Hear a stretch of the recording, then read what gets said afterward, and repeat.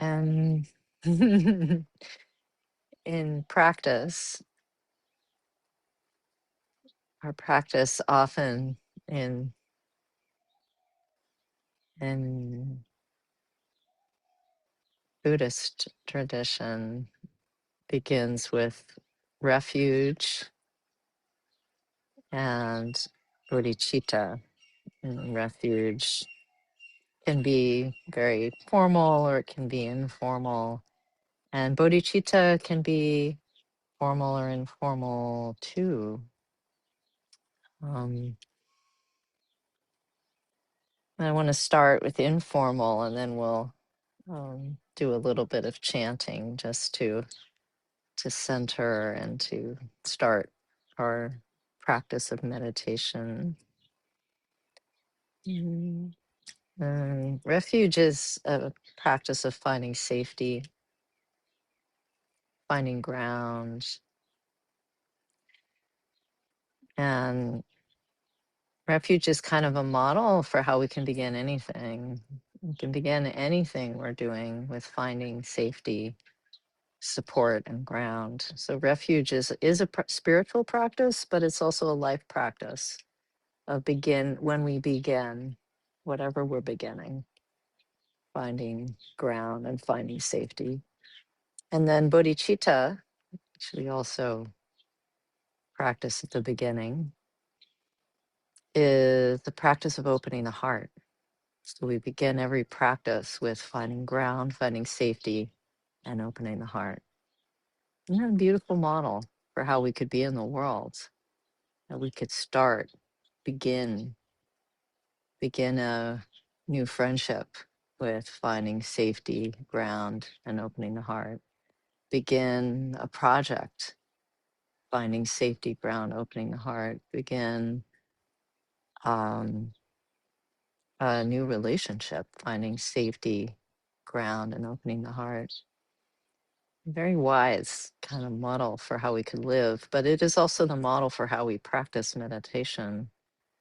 So this morning, we're going to start with opening the heart and then move into ground and safety, which is also fine.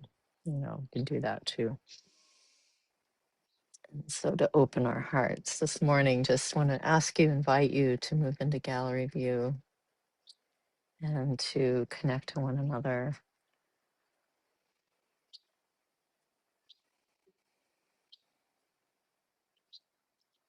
And just to remember as we visually connect that we are Sangha community here, and you have friends here. Or even if you've never been here before, you are among friends, among those that are wanting to turn inwards and see what's here together. Just remembering that.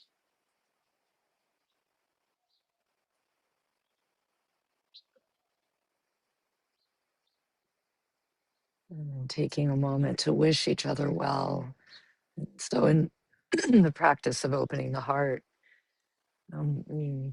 we can send a wish of love. And in the Buddhist tradition, that wish of love takes the form of wishing others happiness and the causes of happiness. So just taking a moment to wish one another happiness and the causes of happiness.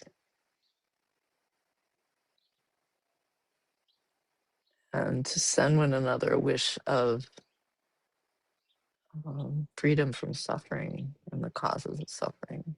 May you be free from suffering and the causes of suffering. Sometimes in Buddhism, we talk about all sentient beings, which is a wonderful idea, a wonderful concept, but it's really awesome when you can really do that with beings that are right here, right now. So just such an opportunity when we're in Sangha to be with each other right here, right now. May you be free from suffering and the causes of suffering. You can include yourself in that wish. May we be free from suffering and the causes of suffering. opening the heart. And now just closing our eyes for a moment. Just feeling coming down into the heart center and feeling the heart open. And if it's helpful for you to place hands on the heart, do that. Just to feel into that part of your body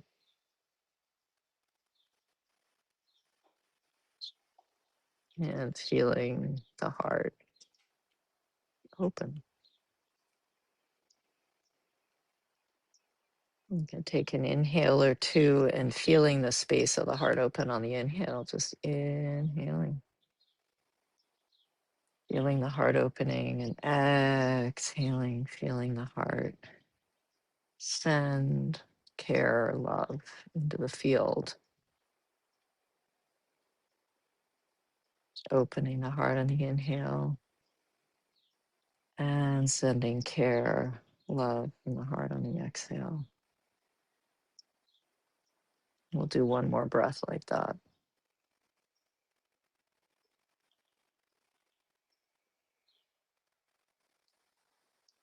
And just noticing on those 3 inhales and exhales how that opening the heart just relaxes the body. It just happens.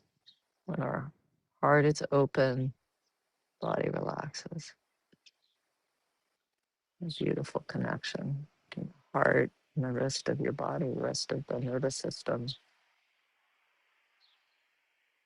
And we can move back into speaker view if you like, or stay with gallery view, whatever you prefer this morning, and we'll move into the practice. So if you're in a place right now where the screen is front and center, you might want to just kind of move it to the side a little bit. You want to keep it in your periphery just to remember we are here together.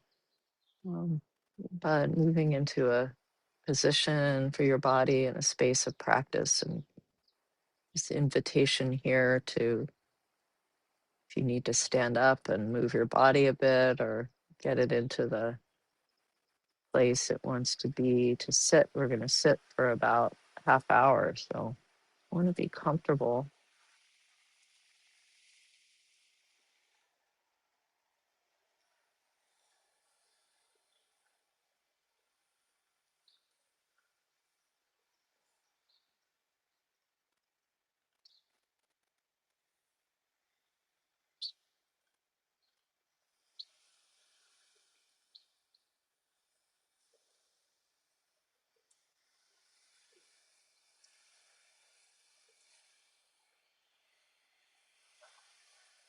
And now that you're settled in a comfortable position,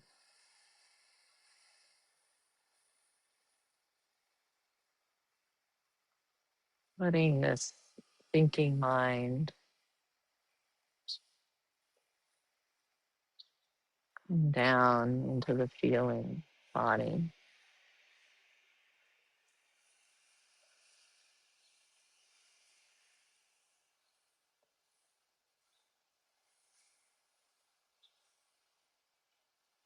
Even when we don't realize we're up in the head. We are so often up in the head.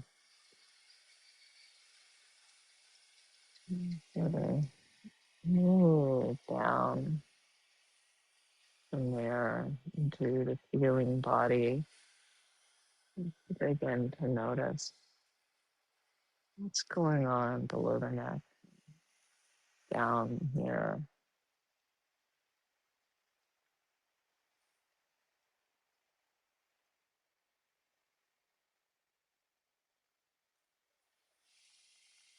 If you come down, and we notice some parts of your body that are holding a little tension, shoulders,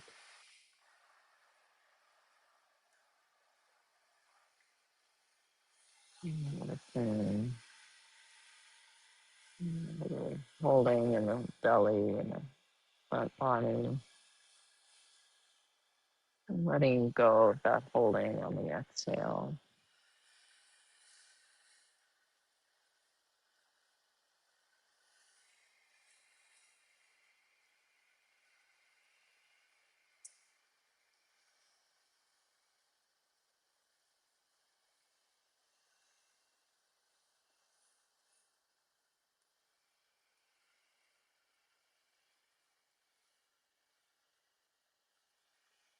And I notice as you are down here in the area of the torso, the heart, the belly, soft front, there's some residue of feeling from your morning, these little edges of discomfort or irritation or whatever the emotional tone is that you're carrying with you right now.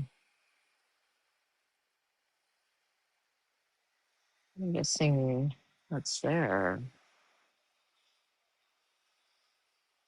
And breathing some space into that and around that, not trying to make it go away. Whatever tone is there, whatever residue is there, not trying to send it elsewhere, but just giving it some space, breathing around it, inviting it to be present with you right now. This beautiful feeling.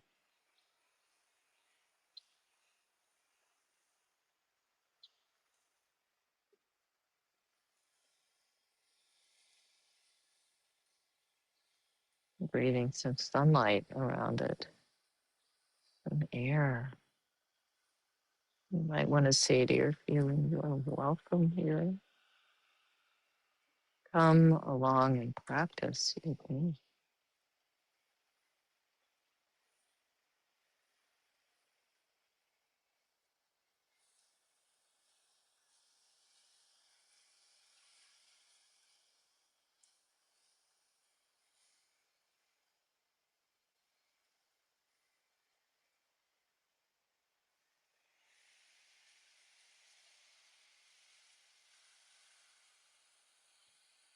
Coming home to feeling.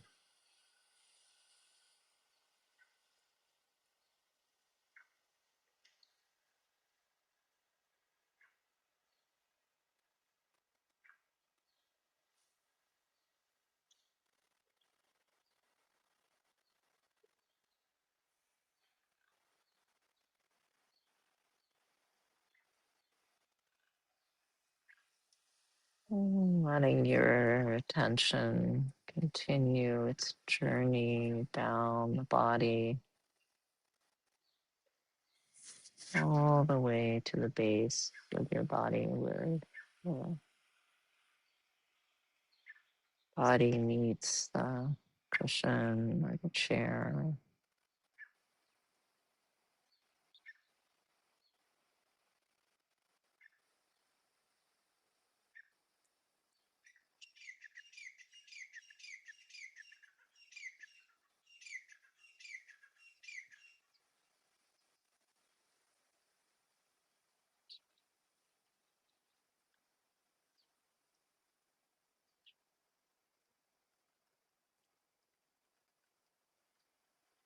Noticing that down there at the base of your body, you are already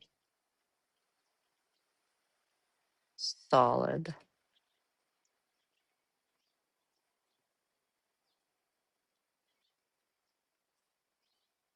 and grounded.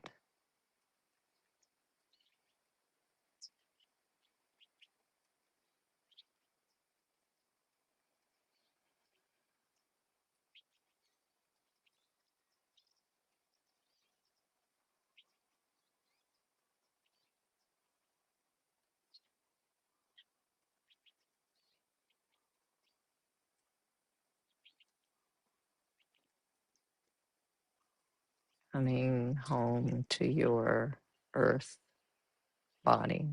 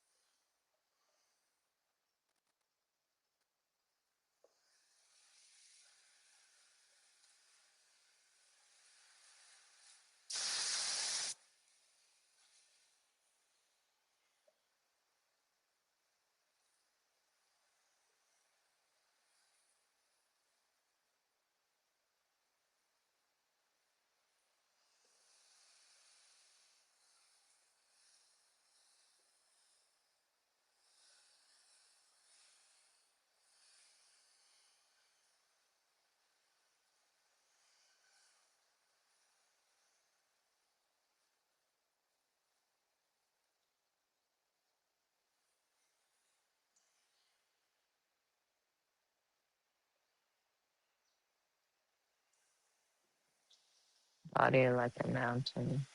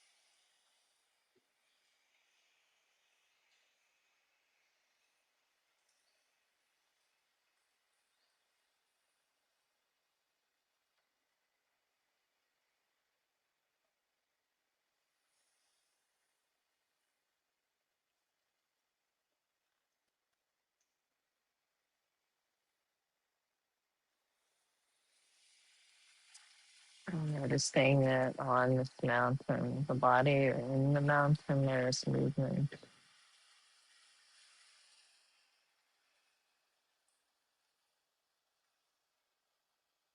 This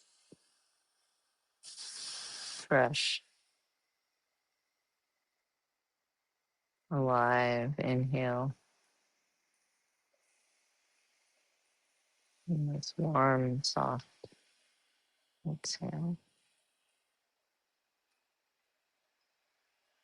And then the space between.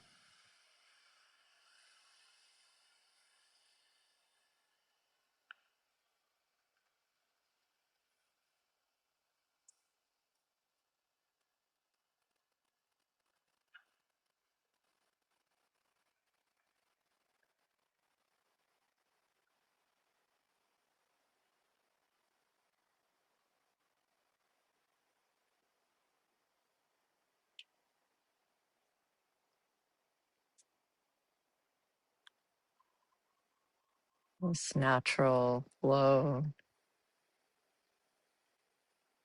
of the breath.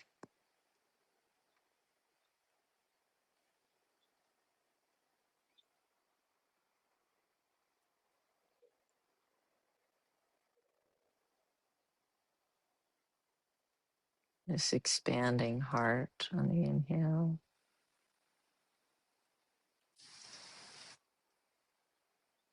This relaxing heart on the exhale.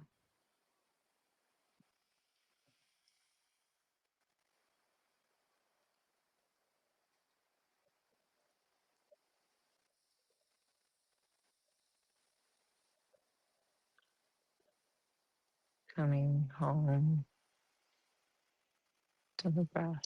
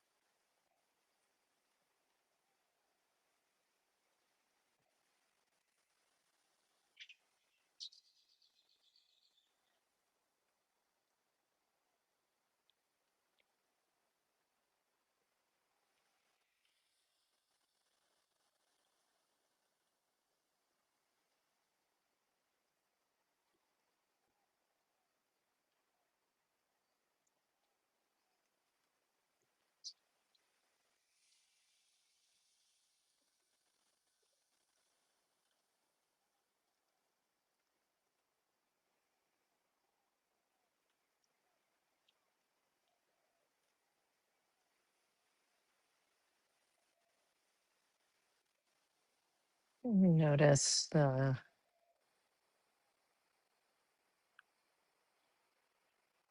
ways that thought eyes for your attention.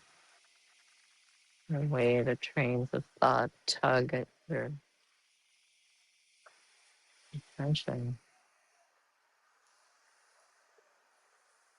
And you notice just letting this breath itself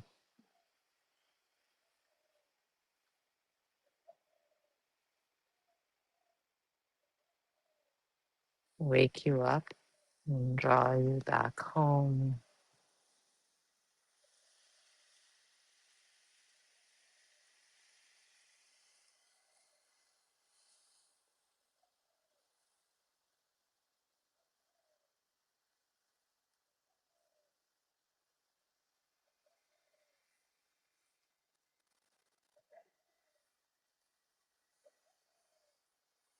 Landing more fully right here. Right now.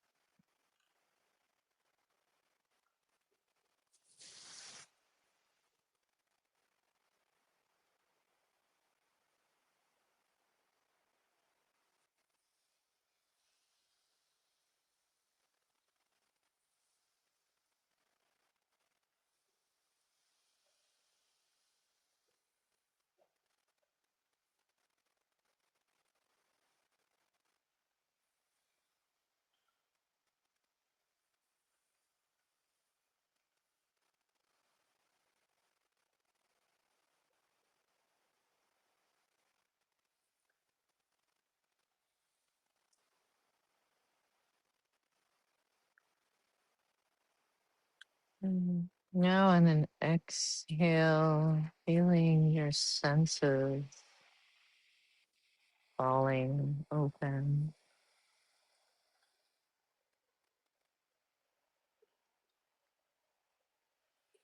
On an exhale, feeling the ears open.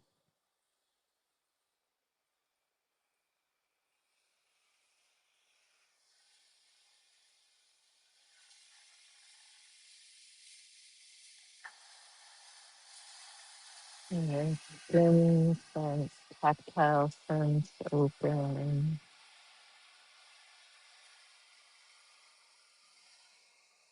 Feeling the eyes open.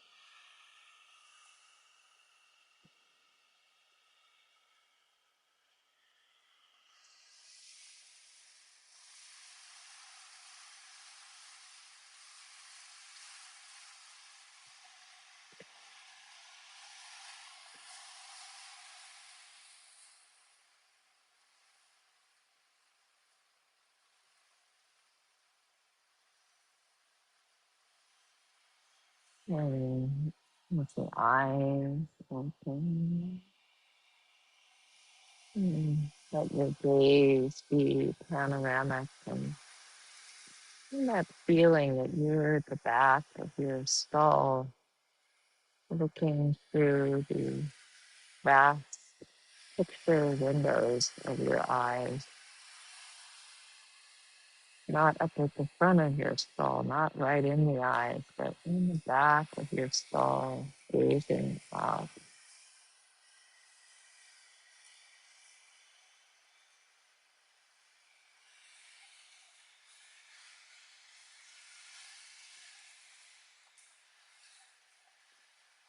coming home through your senses.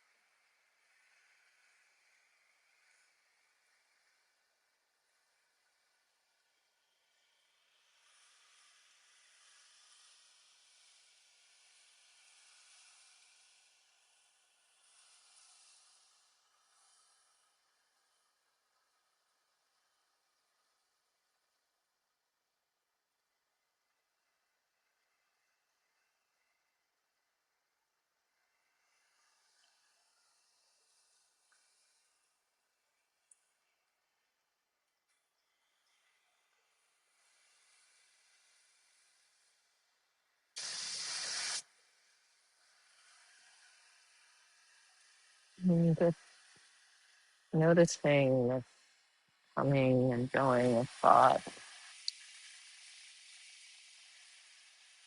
these thoughts dancing on the periphery of your awareness.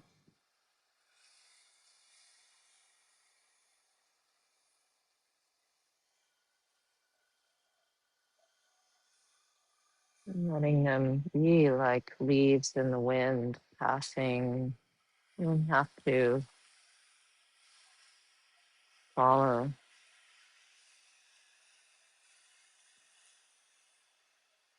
You don't have to push away.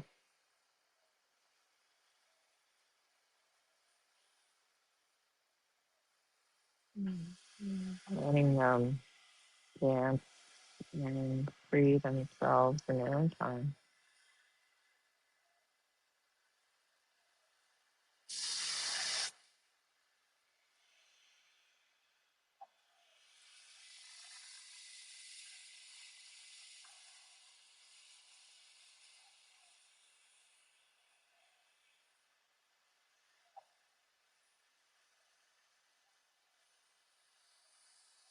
Coming home to awareness.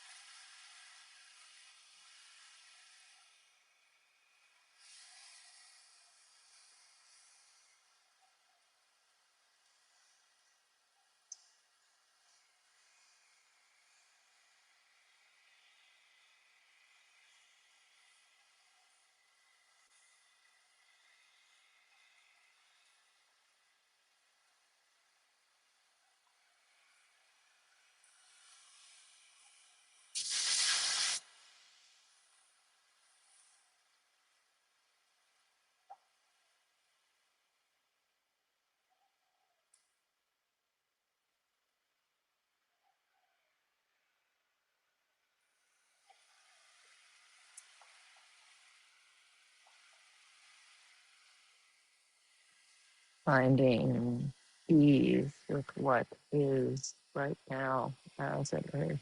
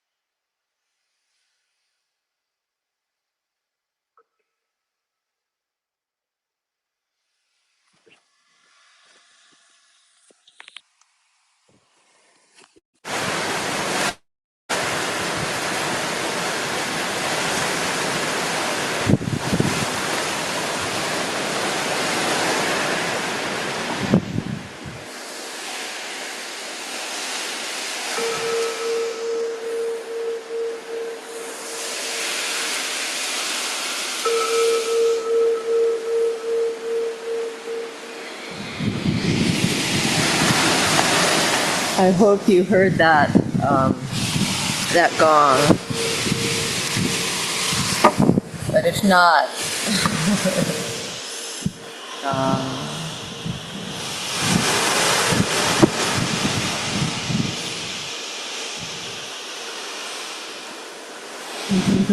thank you, Rick, for telling me you heard that you heard.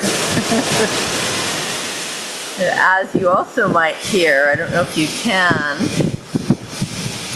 there's quite a storm going on here right now, and it's very alive. So I'd like to invite you all to stand and stretch. We are going to take about a 7-minute break, and we'll come back at 1:45 just to give yourself a chance to stretch and use the facility if you need to. When you come back, I will be offering my Dharma reflection for the morning.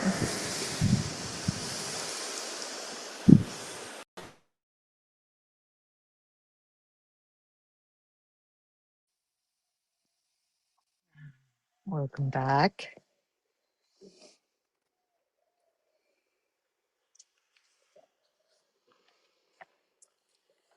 This morning's practice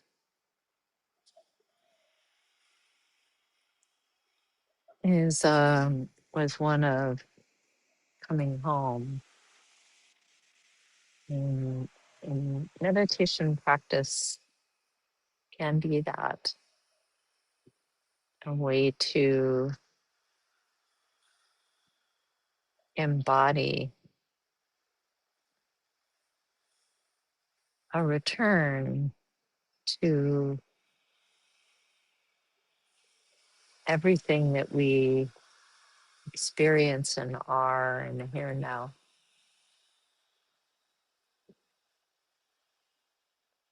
We live in a time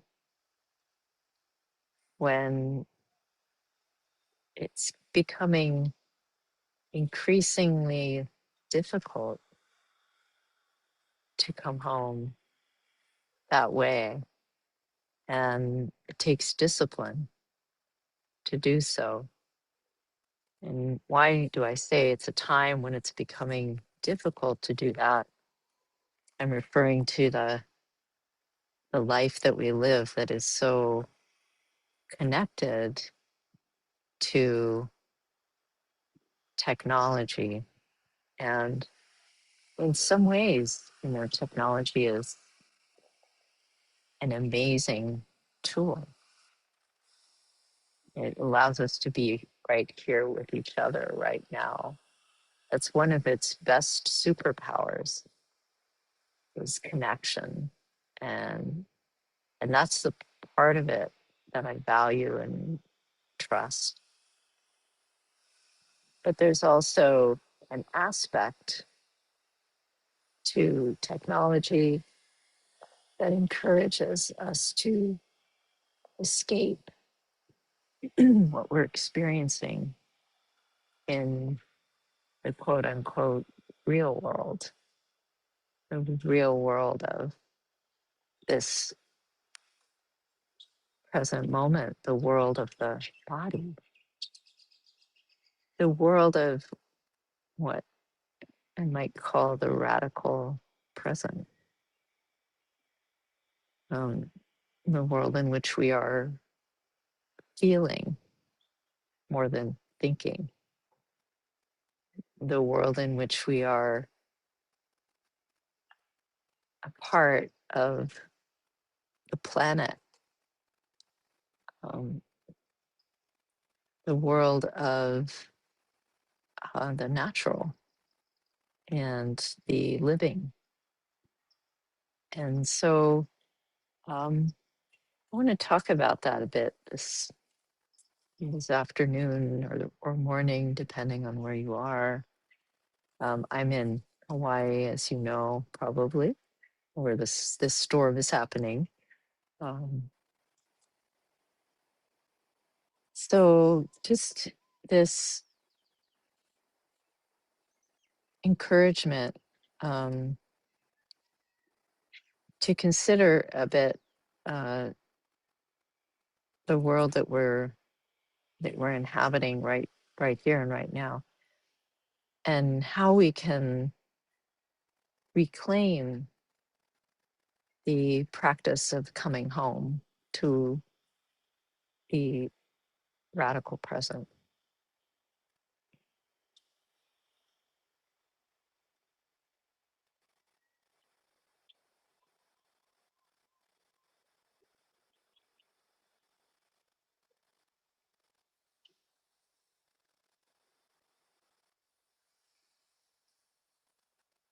So there's also something about our world right now that is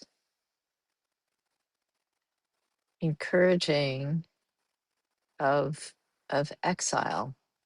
And exile, exile is an interesting a word, means to cast out, right? To cast out. And we're literally in a time right now in our country when there is a kind of othering happening. And not just our country, it's our whole world where othering has become more normal then it is abnormal. And I think we are wired, right? Social scientists say we are, for tribalism. And that's a wiring that we have to, we're also wired for compassion, right? So we can decide what networks we want to encourage. And, the networks that encourage tribalism are those tendencies we have to see the other as apart from us, like people that don't look like us.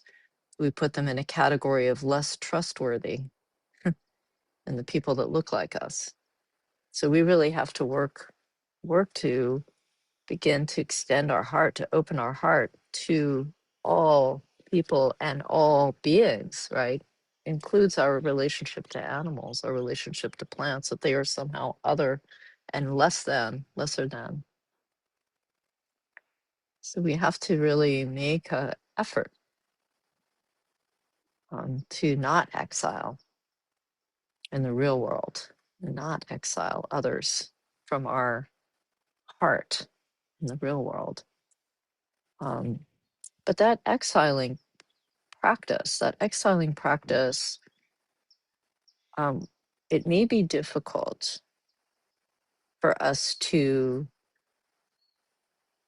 change it alone in the real world. We could change it together. But the exiling begins with this um, this organism.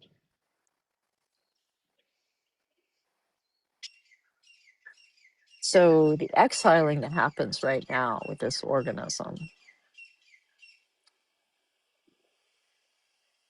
is that we're living our lives, but we're not quite inhabiting them. And in some ways, that's what the Buddha taught, was how to inhabit your life rather than not quite inhabiting your life. Living your life, but not quite inhabiting your life. So the practice is to start to see how we're here, but we're also elsewhere. And that is something that is going on much of in our ordinary existence. We're replaying something that has happened already, or we are rehearsing something that might happen. And sometimes we're managing what's happening right now, or we're narrating what's happening right now. We're bracing against an imagined future. And so the invitation of practice is not to become someone new or different, but rather to stop leaving,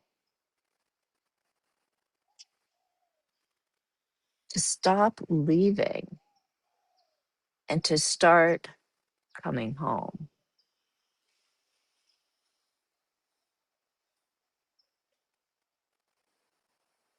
So our suffering, the Buddha talked a lot about suffering. That was his first teaching, Four Noble Truths. What is suffering? He called it dukkha. And in some of the later teachings that I received from my teachers used to talk about dukkha as three kinds. And it used to help me to think about it that way. What is dukkha? What is suffering, really? What is suffering? The Buddha very concerned with that question, because we can't know how to uproot suffering unless we understand what causes it, right? Or we can't begin to experience the taste of liberation unless we understand what's keeping us shackled. So suffering, my teachers used to say, is of three kinds. The physical suffering, pain, what we might call pain, physical suffering, mental emotional suffering, second kind, mental emotional suffering, anguish, despair, depression, anxiety. And then the third kind, which is the most interesting in some ways, is dissatisfactoriness, a subtle sense of dissatisfactoriness. So pain we know, pain we understand, we recognize, we've experienced. It's it's my arthritis in the morning. It's something we experience daily, especially as we age, right? Mental anguish, anxiety, depression, sadness, irritation, that's something that we can recognize fairly easily. But the third kind, this subtle dissatisfactoriness that we carry moment to moment, is much harder to recognize. What it is this wish that we were somehow not where we really are. This little bit of sense that if we were just had more, or we just had different, that we would be happy. And in essence, this third kind of suffering is this very subtle sense of not enoughness that we carry. Very subtle. And that subtle not enoughness manifests as this little bit of craving that we have all the time. We crave something to be just a little bit different than how it is, or we resist what is happening right now and we feel aversion for it. I don't like this moment. I don't like this thing that's happening to me at this moment. It's a very subtle sense. It starts subtle and becomes very overt, right? Starts subtle, becomes very overt. The invitation of practice actually is to start to realize, start to understand, start to experience this moment as sufficient.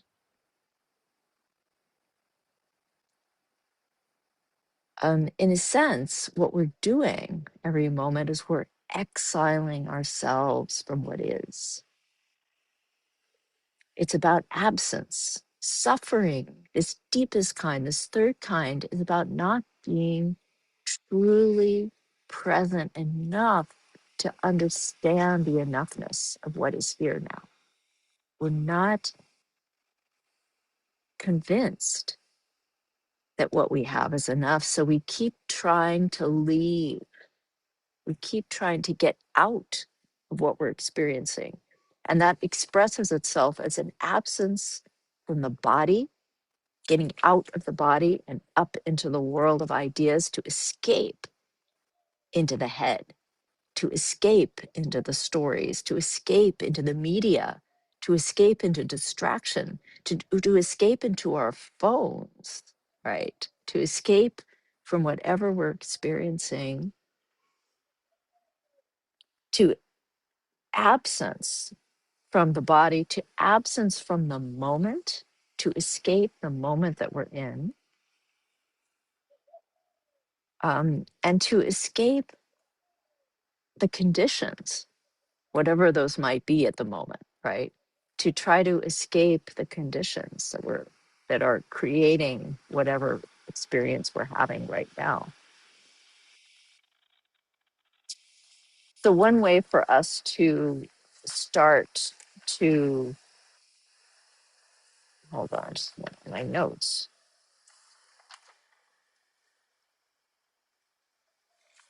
to start to come home, start to return. How do we get back? Is by coming into the body and to start to notice, what am I sensing? What am I feeling? What am I seeing? What am I hearing? And when we start to do that, we begin to notice that the moment is not as harsh as we imagined. The moment is actually intimate. And what we're experiencing in the moment is fascinating, interesting. and enough. That's hard to see when we're so caught up in the cycle of escape, the cycle of absence, the cycle where we're leaning a little bit into the future all the time. To go from leaning forward to leaning back, relaxing back into what is the practice. And I might call that myself a practice of radical presence. And radical presence because, we might think we're present, right? Do you feel you're present? Right? I'm not somewhere else. I am really here. But slowly, as you start to practice a practice like meditation, where you slow way down and you still the body and you still the mind. When your body stills, the nervous system slows and the mind's frenetic energy eventually follows. It takes a while, right, at first, but eventually the mind follows. And as the mind starts to slow down, we begin to notice that, oh, I'm caught up all the time. I'm caught up in thinking about, ruminating about what happened this morning and could I have done it differently? And maybe I should have, right? Or thinking about the future, planning, right? This or that, this big plan that I have for next year, or I need to plan for this afternoon, or I need to. Rarely are we in the present moment. But what you notice in meditation, meditation is this experience of keep stepping back to the present moment, come to the breath, come home to the breath, come home to the body, come home to the now. But what you start to notice is even as you come home to the now, there's this subtle pasting and futuring, right? So there's this, that the now that we live in is sandwiched between an imagined future and an imagine that we lived past. So it's bordered. It's a bordered present. And when you have a border, there's a rubbing up against those other two times. And in Buddhist texts, they call those the three times: the past, the present, and the future. But in past, present, and future, but in the practice of meditation, if you go deep enough, there's something called the fourth time. And that's where we're getting to the difference between present and radical present.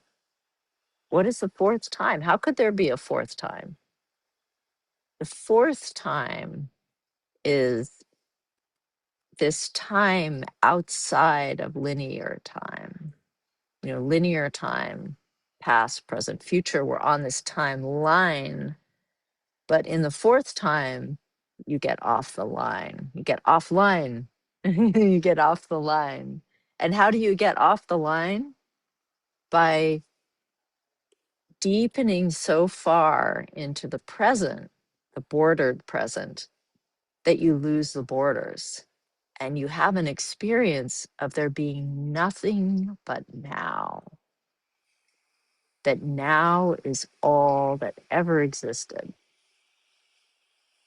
You get in touch with something that is not bordered, that is an eternal now. And that's the fourth time, or what I'll call here radical presence instead of presence. Radical presence is a kind of presence that isn't caught up in the linear time. And it's possible that there's a part of us that's already there, and a part of us that's caught up in linear time.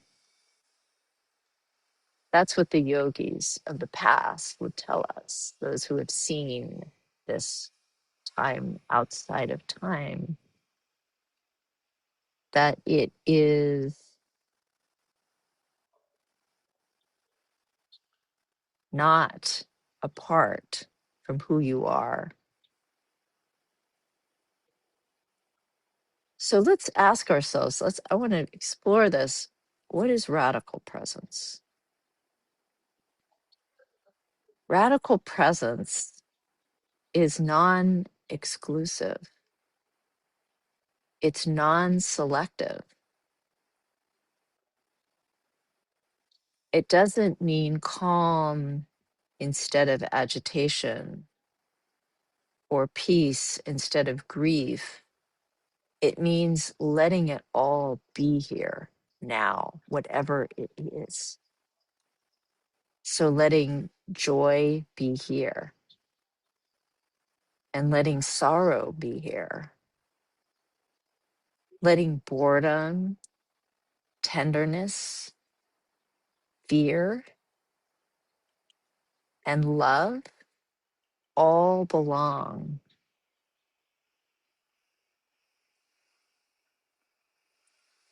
Radical presence says nothing needs to leave for me to arrive. So there's this quality of radical presence that is about not exiling anything outside of your here and now, not making your anxiety leave, not making your depression leave for you to be happy. That actually the happiness comes from letting it be here as it is. And where we suffer is the managing and the pushing away and trying to grasp and get something else that we think is called happiness and make it come here.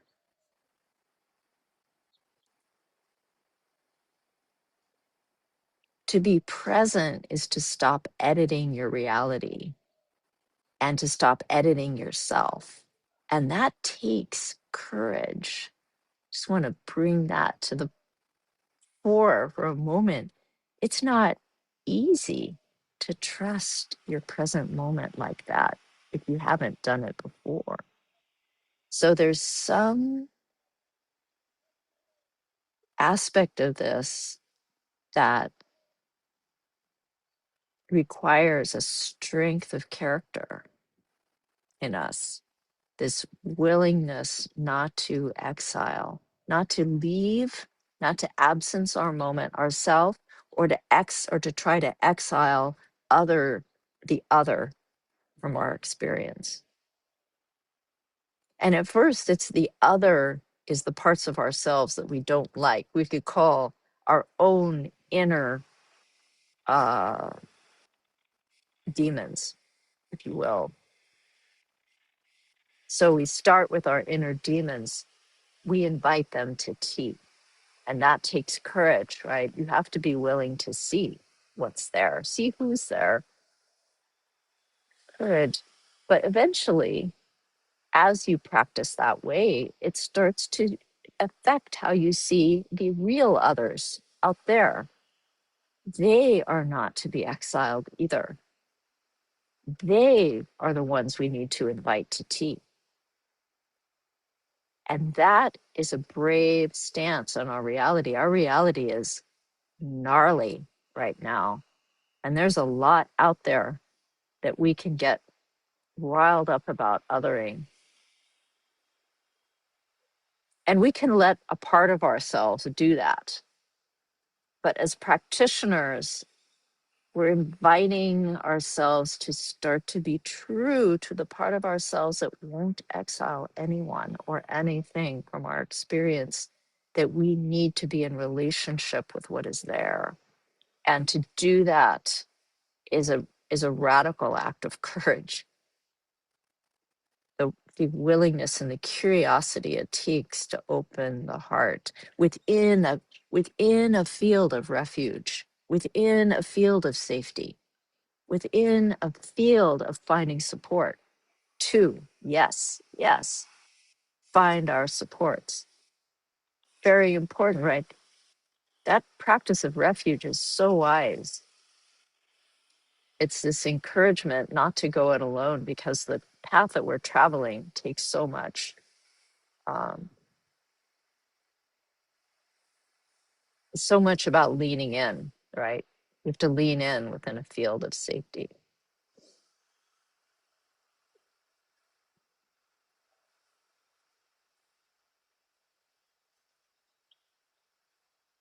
So, so what does it entail to become radically present?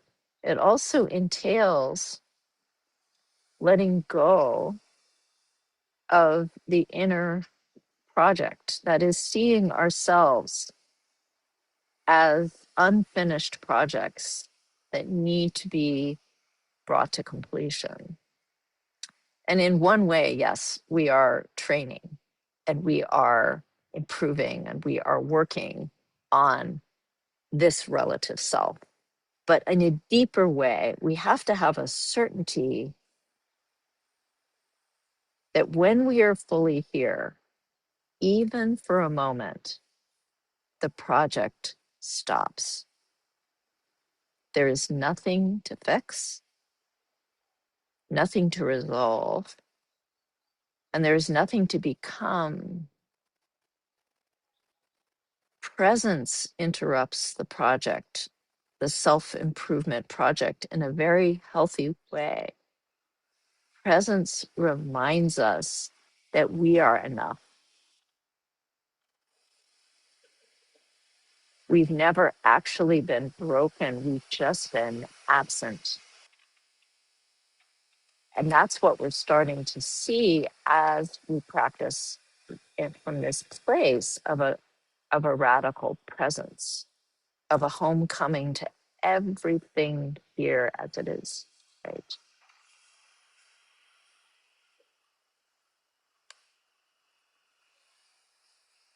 We begin to realize that awareness is already present, that listening is already happening, whether or not we're on board with the listening, that our entire being is a listening being. Our senses are hearing, our eyes are seeing, our skin is feeling into what is here now.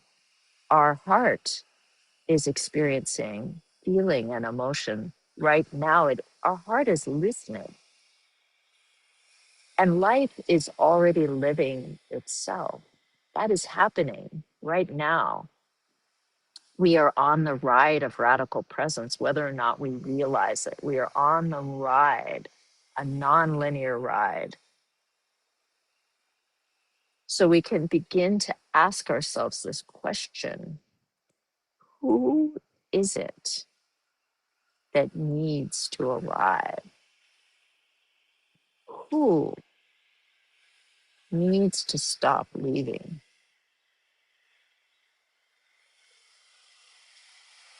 And in asking that question, we are gradually drawn home to our true home, which is a place of non-linear, non-separate enoughness.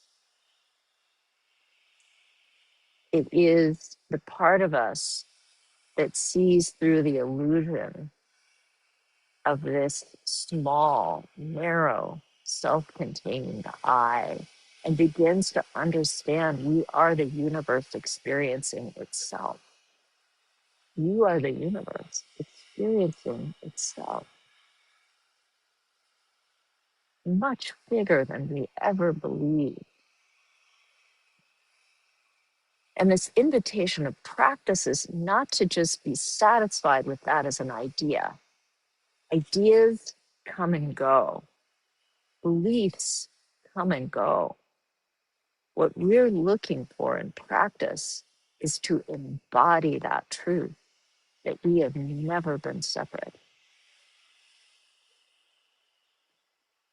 that we've never left.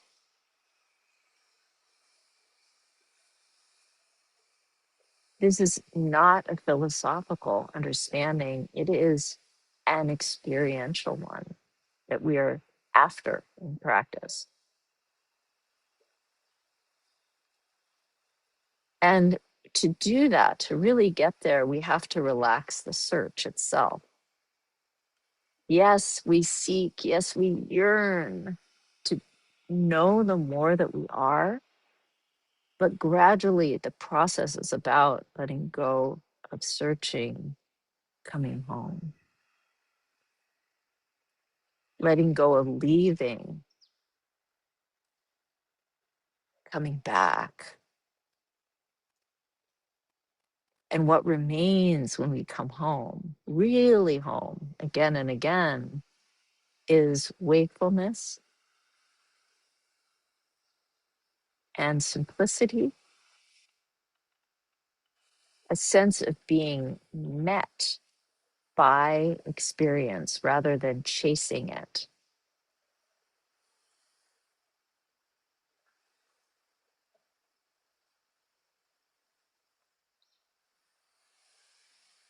So when we start to live from home, when we start to come home, we can start to live from home.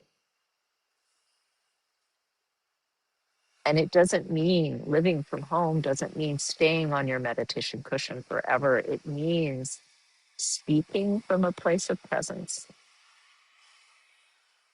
listening without rehearsing, and letting life meet you instead of you trying to live life, letting go of the effort. And we're still going to leave again and again. Oh, we're going to leave and we can come back. We have a place to come back to. And that's what we're cultivating. That's refuge. We are not just taking refuge, we are becoming refuge, becoming the place of safety, becoming the place of presence, and becoming the open heart. So we don't need to find it somewhere outside. That's the practice, that's the cultivation. And when we leave, the challenge for us is to return without judgment. Like just return, it's no problem.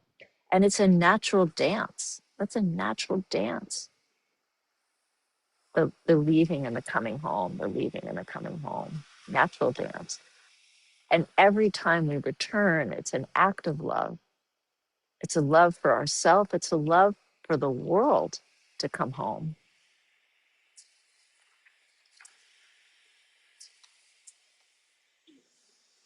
So radical presence, this thing that I'm talking about today, it isn't exotic.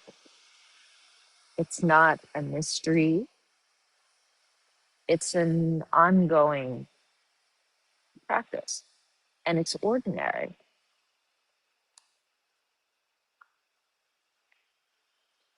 It's a willingness to be where you already are. And in that willingness, something settles, something remembers. And you are no longer a visitor in your own life. You are home. So those are my thoughts today on radical presence and the end of exile. And I'd love to hear from you if you have any questions or reflections. So we're going to go for another 15 minutes or so, and then we're going to dedicate. So just want to open it up to you for a little bit to share.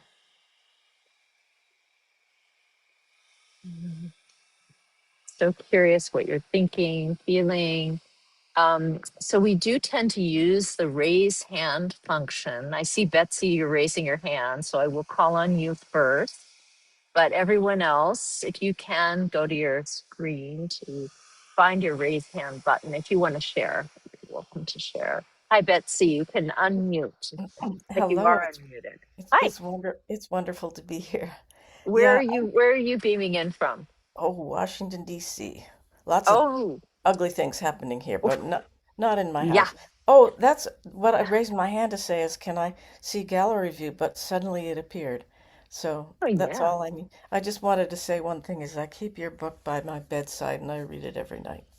But I'll just let things continue and I'm listening. Thank you, Betsy. Nice to Ah, see you. Nice to meet you. thank May peace be prevail in Washington.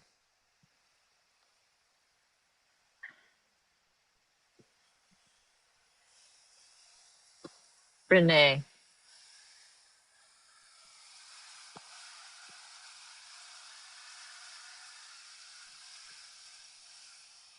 Okay, I think where are you, I'm Renee? in Sudbury, outside of Boston. All right. Yeah, I want to thank you for your talk. It really is so topical and perfect for where I am these days and what I've been wrestling with. And I think of that poet, and I don't even know who it was, but that we're on Earth as troubled guest. And I've really been experiencing all those parts that are so dissatisfied. And I love what you said about we've never been broken. We've just been absent. And Mm. that's profound. That I'm going to remember that for a long time. So thank you. Thank you, Renee. And welcome. Glad you're here. Thank you. Hi, Nancy. Nancy, Hi, where are you everyone. right now? Nice to see you. Nice to see you, everyone in Lama, Willa. I'm also right outside of Washington, D.C. Fun. And, uh, well, my question has to do with my practice that I'm doing the Vajrayogini sadhana, which I love. And as you well know, there's this part where you're creating this visualization.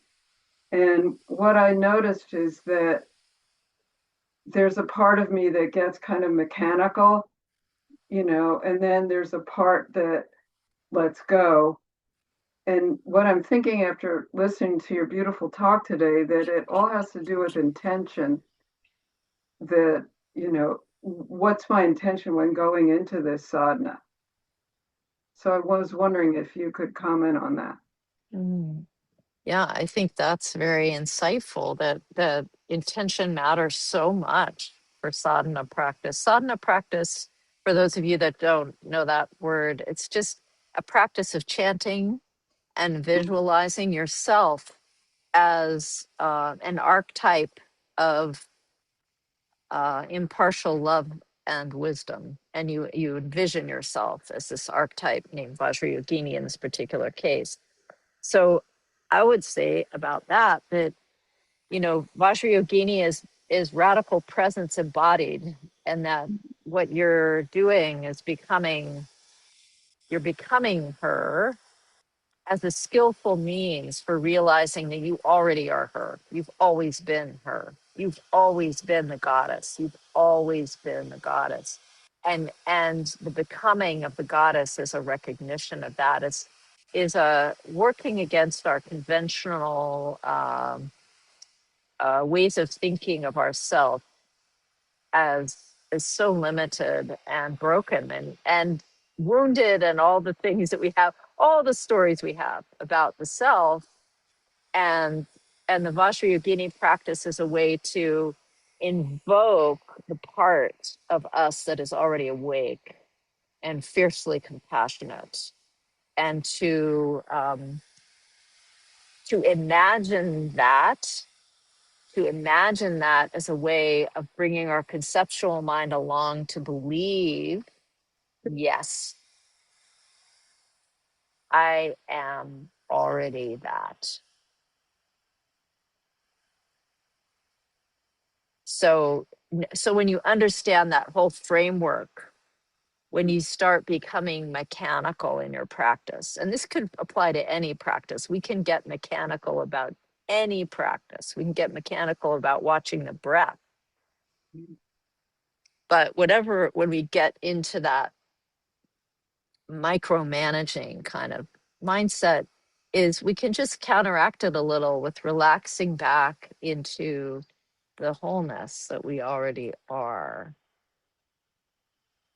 And then you can toggle between making some effort in the visualization and being effortless. Effort and effortless, effort and effortless. It's a training, right? Mhm. Thank you. Thank you.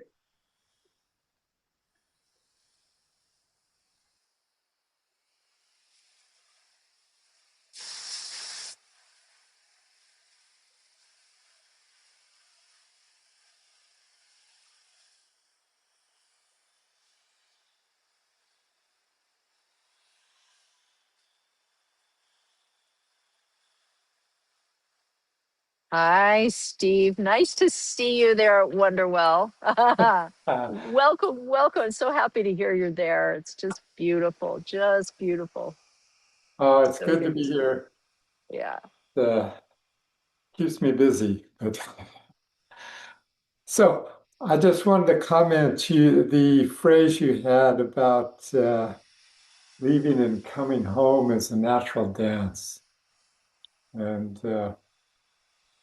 return without judgment. My experience is when I leave is when I place more judgment on myself and when I return home. And it's just good to come home. So, anyway, thank you.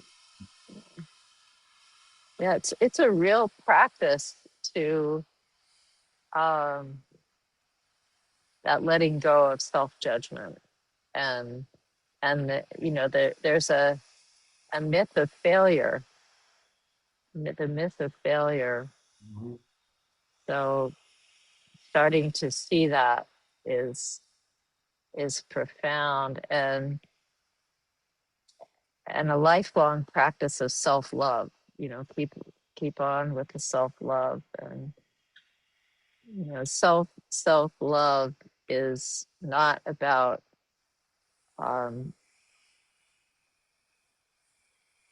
putting yourself above others. It's about recognizing, softening and recognizing your equality with others so that you can love yourself as you love the other. And that's a really important part of this letting go of the exiling that we do. Yes, right. So good to see you. Good to see you. Thank you. Christine. Where are you, Christine? I'm in Amherst, Massachusetts. All right. Beautiful. Beautiful part of Massachusetts. It's so beautiful. It's so snowy. Nice. Yeah. Um, yeah, I was just thinking about the moment of return or deciding to return, and I'm thinking about sort of being out in my everyday life, and I've been noticing the courage, but something more like the effort it takes to reclaim my attention from all the things, from like the phone and the news and the plans and the feeling slightly bad about what's happening and the feeling like I'm yeah, like just that feeling of dissatisfaction also. And um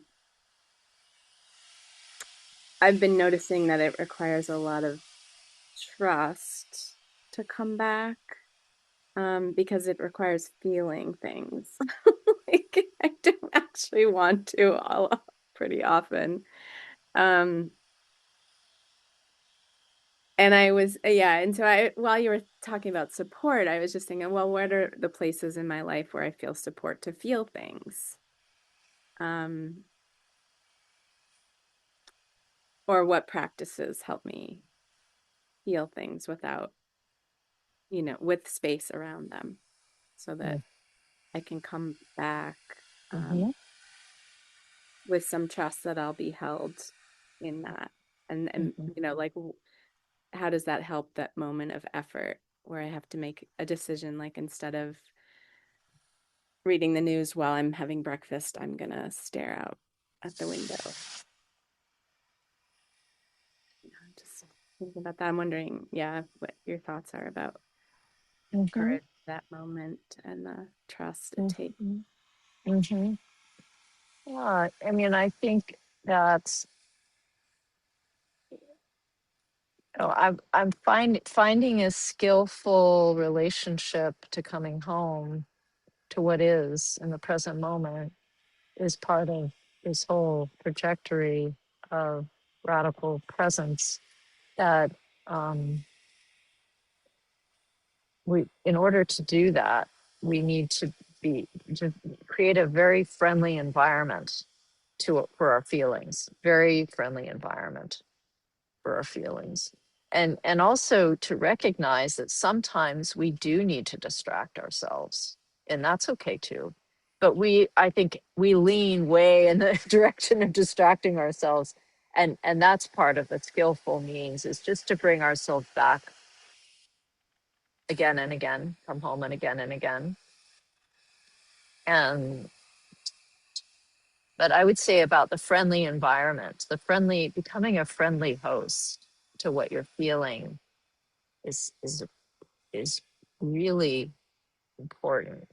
We can't really move very far forward on a spiritual path until we create that friendly environment, that loving environment for what is going to walk in the door. And that takes a lot of, you know, work around, just day by day work on to be friendly, especially to the more challenging parts of your personality and challenging parts of your feeling life too, and relationship to what's happened to you in your life, and all of that. Yeah. Mhm. And sometimes, you're holding space for yourself, but sometimes it's helpful to have someone else hold space for you when you're doing that work. And that's why we have therapists, and that's why we go to retreat and so forth, is to be held.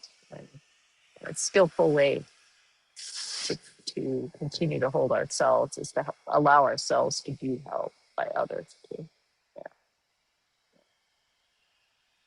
Yeah, Christine. Yeah, really nice to meet you.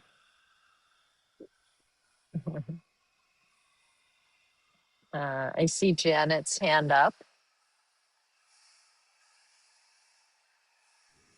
Good afternoon. I'm Janet. I live in Haverhill, Massachusetts. You can hear me okay, right? Yeah. Okay. Um, One of the ways I talk to myself when I start to feel very helpless and hopeless about the catastrophe that is our country currently and the world and the planet, I keep reminding myself that it's temporary. And granted, we don't know how long temporary is. And I'm wondering if there's some kind of contradiction in looking at it that way, vis-a-vis being in the moment. Because my coping strategy is to, you know, while telling myself it's temporary, it's kind of pushing the future. You know what I mean? Well, one of the what we're doing with radical presence is we're showing up for our life. We're showing up for our life, and it is a template for showing up for what's happening too right now in this crazy world. And so I think what I'm saying, Janet, is it can be helpful. And I do this practice with myself too, mentally, to remember all things are impermanent. Everything is going to change for better or for worse, or whatever. There's going to be, but whatever better and worse means, things are going to get hard and things are going to end and things are going to change and things are going to be born. It's the nature of life that is so. However, we also are learning to show up. And so just to say, we need to show up to be in this time. And sometimes that means we need to show up in our stand up, in our dissatisfaction with what is happening in the world too. And yes, things are good as they are from one perspective, from the timeless now, radical presence perspective, yes. And we also need to show up when there's suffering. We have to show up when there is injustice and do something. So I think I want to just say that I do think, when we're in this context of the spiritual realm and we're talking about presence, it can sometimes sound like we're escaping into presence too. We could escape into presence. And I think we want to recognize that these times need us to be there and they need us to be vocal and they need us to show up. And so whatever that means in your community, for me, it means, going to the marches here on the Big Island, going out there and making signs and walking with the people that are there doing that. Right. So finding your way to show up is important. Alan, hi, Alan. Alan, you're going to be the last one I take here before we dedicate. Yes. I'll maybe be quick. I mean, Yeah, it's okay. Take your so time. yeah. So I'm interested. You were talking about that third kind of suffering, and I think I've been getting more sort of attuned and aware of it. And as you're also talking about making a welcoming place for all our feelings, thoughts, etc. Maybe because it's somewhat of a newer level of awareness. I just wonder, it's sort of easy. Like I feel anger, and I'm able to do, for instance, compassionate presence, or I'm sad, or I'm whatever. It's a little bit more discreet, if you will, kind of a classic emotion. But that sort of dissatisfaction kind of wavelength that I become aware of. I don't know. I mean, maybe it's just use the same kind of tools. I don't know if you have any thoughts or any kind of different suggestions for kind of really allowing that to be present and working with it, being ways to come back to presence. I'll stop with that. Right. Yeah, I mean, we all have our ways, and but I think the most important thing is to make space, and when a strong emotion is coming up, to give it space, and to fill the space with the the gaze of a loving witness, to shift to the gaze of a loving witness, which means being able to uh, come home to the part of you that is aware, but not judgmental. Aware, but um, not moving to facts. and warm. Yeah. Mhm. Does that help? Is that what you're asking? What is my go-to if I miss something? You're muted. Um, yeah, I mean, I think the answer is, I mean, responding to emotion. I was sort of more tuning into the more subtle and not as gross, if you will, emotions, and just Okay. helping, I guess, helping the part of me that's the welcoming presence, really be able to be attuned and welcome that, just that sort of low level dissatisfaction that's, the more subtle suffering you were talking about. I suspect it's kind of all the same thing, but it struck me as, like having that guest house of welcoming anger or fear or whatever the thing is maybe I'm just more used to that than just like something's not right. Something should be different without a particular. Oh yeah, I see. Yeah, I find it really, oh yeah, the subtle ones. Slowing down is my big go-to. If I notice the dissatisfaction thing, is to slow down and then to really go in there, like, what is it? What's the offness? What's off? And then to start listening to the body, not to the mind. The mind is going to have all kinds of stories, but like the body, what's off and where is it in the body? Where am I feeling the dissatisfactoriness? And then slowly that unfolds into what it is. It's usually deeper than it seems to be. There can be some real depth to our dissatisfaction, and there can be some real messages and things we need to listen to and see what's going on there. What is it really? I just maybe an invitation to slow down and be curious about it.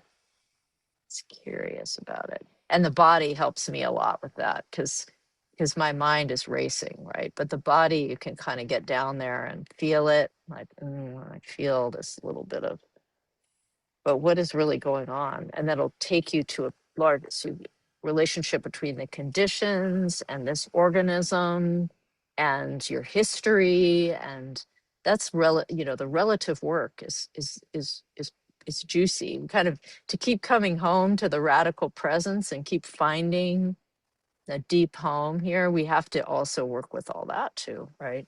It's really interesting and juicy. Mhm. Yeah, that's great. That's helpful. I had that thought about, wow, this is a time to check the body, and it's so. Thank you. That was very Mm. helpful. Mm. Well, thank you all. So good to see you. And thank you for being here this morning or afternoon or evening, wherever you are. And have a wonderful rest of your day, rest of your Sunday. Sending you all much care. Oh, our dedication. Thank you. Sponsor, sunshine, bunchen, marching kanan, sepanjang pernikahan, pernikahan kawan. May the pure, brilliant sun of Bodhicitta dawn in each and every heart and mind, dispelling the darkness, the suffering and confusion, unstoppably until all are fully illumined and awakened. Thank you, everyone, and see you soon.